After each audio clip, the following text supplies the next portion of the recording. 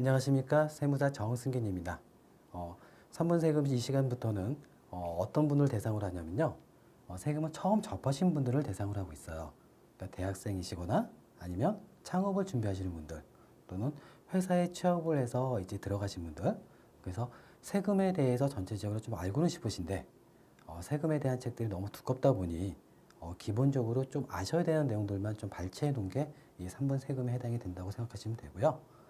이 책으로 기본 개념을 파악하신 다음에 세부적으로 본인한테 직면한 세금 문제에 대해서 확인하려면 좀 더 절세 방안 책을 찾아보신다면 훨씬 더 자기한테 적합한 방법을 찾아내실 수 있을 것이라 믿습니다. 그러면 지금부터 오늘 첫 시간인데 세금의 어떤 의미인지 그리고 세금의 종류는 무엇인지 이 부분에 대해서 한번 살펴보도록 하겠습니다. 세금이라는 것은 국가가 재정을 운영하는 데 있어서 필요한 재원인, 이 재원을 조달하기 위해서 누구로부터? 바로 국민들로부터 어떻게 강제적으로 주는 거 없이, 반대급부 없이 강제적으로 걷어들이는 것을 세금이라고 합니다. 이 세금은 금전인데요.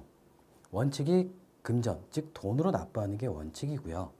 가끔씩 예외적으로 물납이 있긴 합니다. 그렇지만 원칙은 금전이라는 걸 꼭 기억하셔야 되고요.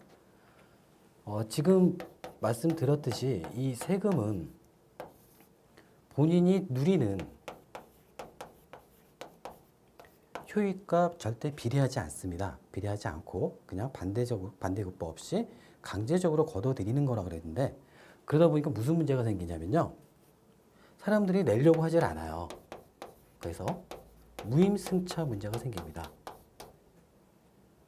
그렇기 때문에 요거는 어떻게 된다고요? 강제적으로 걷어들일 수밖에 없는 겁니다. 그래서 헌법에도 납세 의무가 명시되어 있는 거고요. 그러면 이 세금하고 좀 비교해서 볼 수 있는 게 뭐가 있냐면요. 요금입니다. 저희가 일반적으로 많이 얘기하는 전화세, 전기세 이런 것들은 사실 요금에 해당이 되는 거죠. 정확히 표현을 하면 전기요금, 통신요금이 여기에 해당이 될 거고요. 이거는 자신이 누리는 효익에 비례해서 그 대가를 납부하고 있죠. 자기가 전기를 이용하지 않으면 전기요금을 납부하지 않을 거고요. 통신도 통신량이 없으면은 통신요금을 납부할 일이 없을 겁니다. 물론 기본요금이 있지 않냐라고 말씀하실 텐데요. 이거는 요금을 책정하는 하나의 정책에 불과한 거고요. 실질적으로는 이것을 이용한 대가로서 납부하는 게 바로 요금입니다. 그렇지만 세금은 자신이 누리는 효익하고 상관없이 무조건 강제적으로 납부하는 거죠. 극단적인 예를 들어 보면 전쟁이 나거나 도둑이 있을 때 경찰관들이나 군인들이 오셔서 세금 납부 여부를 확인해서 지켜주거나 하진 않죠. 세금을 납부했든 안 했든 국민이면 다 그 안전의 혜택을 누릴 수 있는 거죠. 바로 그런 의미입니다. 그렇기 때문에 효익과 무관하게 강제적으로 납부하고 있는 거죠. 세금은 크게 국세와 지방세로 구분이 되는데요.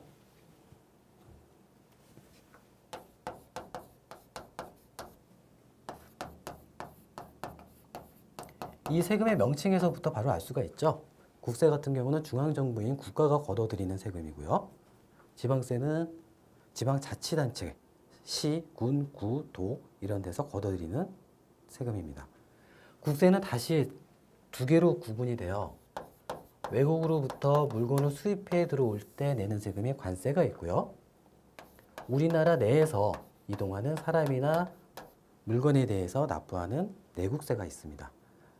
관세 같은 경우는 관세청에서 관할하고 있고요. 내국세는 여러분이 잘 아시는 국세청에서 관할하고 있습니다. 그러면 내국세와 지방세를 이제 종류에 대해서 조금 나열을 해볼 텐데요. 개인이 벌어들이는 소득에 대해서 내는 세금을 소득세라고 합니다. 그리고 법인이 벌어들이는 소득에 대해서 내는 세금을 법인세라고 하고요. 윗선으로부터 재산을 물려받을 때 내는 세금인 상속세가 있고요. 다른 사람으로부터 물건을 무상으로 받았을 때 증여세가 있고요.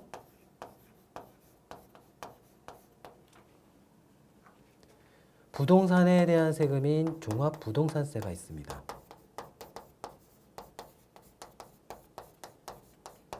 그리고 여러분이 잘 아시죠? 부가가치세 하루에도 여러 번씩 납부하고 계실 텐데요. 반지 같은 사치품에 내는 세금인 개별 소비세도 있고요.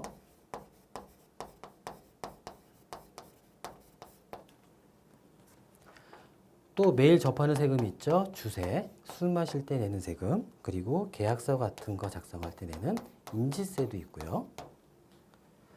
저희가 요즘에 많이 거래하시죠? 증권 거래할 때, 증권 매각할 때 내는 세금, 증권 거래세가 있고요. 교육세가 있어요. 교육세는 교육 발전을 위한 그 재원 마련을 위해서 걷어들이는 세금이고요. 교통, 에너지, 환경세가 있고요.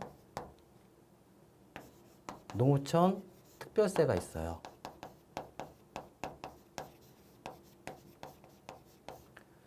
내국세의 이렇게 종류가 굉장히 많이 있는데요. 여러분이 많이 접하시는 세금은 이 소득세, 그리고 법인세, 부가가치세 이 세 가지를 가장 많이 접하게 됩니다. 물론 그 중에는 주세를 매일 접하시는 분들도 있고요. 그리고 여기서 보시면 세금의 명칭에서 그 세금의 목적이 드러나 있는 게 딱 세 가지가 있습니다. 이렇게요. 교육재원, 교통에너지 환경을 위해서, 농어촌 발전을 위해서 이 세 가지의 세금을 목적세라고 하는데요. 이 세 가지 세금은 이 목적에만 사용을 해야 됩니다. 다른 목적으로 용도 변경을 해서 사용해서는 안 되는 거고요. 나머지 세금들은 보통세라고 표현을 하면서 이거는 용도가 지정되어 있지 않습니다.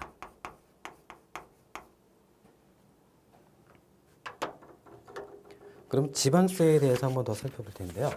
지방세는 저희가 부동산 같은 거 취득할 때 내는 취득세가 있고요. 각종 등록이나 면허를 냈을 때 내는 세금인 등록면허세, 그리고 승마권 같은 레저세가 있고요. 지방소비세가 있습니다. 지방소비세는 부가가치세 5%를 이쪽으로 보내고 있습니다. 그리고 지역자원시설세가 있고요. 지방교육세가 있고요. 주세랑 쌍벽을 이루는 담배소비세가 있습니다. 그리고 주민세, 같은 지역에 있는 그 주민끼리 내는 세금, 그리고 지방소비세. 지방소비세는 여기서 소득에 내는 세금인 소득세, 법인세의 10%에 해당하는 것을 다시 지방자치단체, 지방소득세로 납부를 하고 있습니다. 그리고 재산에 내는 세금인 재산세와 자동차에 대한 세금, 자동차세. 이게 다 지방세인데요. 여기도 목적세가 있어요. 바로 요 두 개죠. 명칭에서 딱 드러나지 않습니까? 지역자원시설을 위한 세금이고요. 지방교육재원을 위한 세금입니다. 나머지들은 다 보통세에 해당이 되고요. 국세 같은 경우는 중앙정부에서 걷어들이는 세금이기 때문에 자기 관할의 세무서가 아닌 다른 관할에 신고하거나 납부해도 큰 문제가 없어요. 그렇지만 지방자치단체는 자기 지역에 대한 세금이기 때문에 이거를 바꿔서 부산 시민이 서울시에 납부를 한다거나 신고를 한다고 그러면은 무신고가 될 수 있습니다. 그래서 지방세 같은 경우는 관할을 잘 따지셔서 신고하고 납부하셔야 될 것 같습니다. 저희가 지금 세금을 보통세랑 목적세로 이렇게 두 가지로 구분해서 말씀을 드렸는데 또 다른 구분이 하나 있습니다. 바로 직접세와 간접세인데요.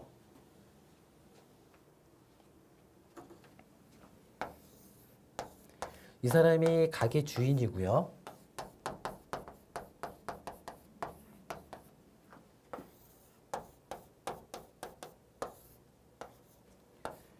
저희가 소비자예요. 저희는 과자를 사 먹을 때마다 가게 주인한테 110원을 주고 있습니다. 여기서 10원은 부가세가 될 거고요. 저희는 물건을 사 먹을 때마다 10원의 부가세를 세무서에 직접 갖다 내지 않고 있습니다. 그 10원을 전부 다 가게 주인한테 주고 있는데요. 원래대로 한다라면은 직접 10원을 세무서에 갖다 내는 게 맞지 않겠습니까? 근데 왜 가게 주인한테 주고 올까요? 굉장히 귀찮죠. 오전에 커피 한 잔 사 먹을 때마다 세무서에 가서 뛰어가서 10원 내고 오고, 오후에 밥 먹을 때 또 부가세 20원, 또 세무서 뛰어갔다 오고, 이렇게 하면 굉장히 어렵겠죠? 힘들고. 갔다 오는 차비는 또 누가 부담하고요? 10원을 납부하기 위해 차비 2,000원을 들여서 갔다 올 수도 없는 거고요. 그래서 저희는 항상 가게 주인한테 10원을 주고 옵니다. 근데 말은 안 하고 있지만 나 대신해서 이 10원을 세무서에 갖다 내라고 얘기하고 온 거랑 마찬가지거든요. 그럼 이 가게 주인은 손님들로부터 받은 이 10원들을 모으고 모아서 나중에 세무서에 신고하고 납부를 해야 됩니다. 그게 이제 부가가치세고요. 그러면은 이 내야 될 세금이 내야 될 사람은 이 소비자인데 누구를 직접 갖다 내지 않고 가운데에 있는 가게 주인을 시켜서 간접적으로 세무서에다 갖다 내게 했기 때문에 이거를 간접세라고 합니다.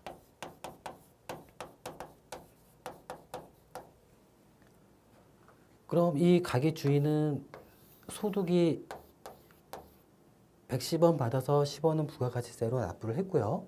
그럼 이제 100원이 이제 소득으로 이제 잡힌 건데 이 100원의 소득에 대해서는 내는 세금이 이 사람이 개인이면 소득세, 법인이면 법인세 그거를 내야 될 텐데요.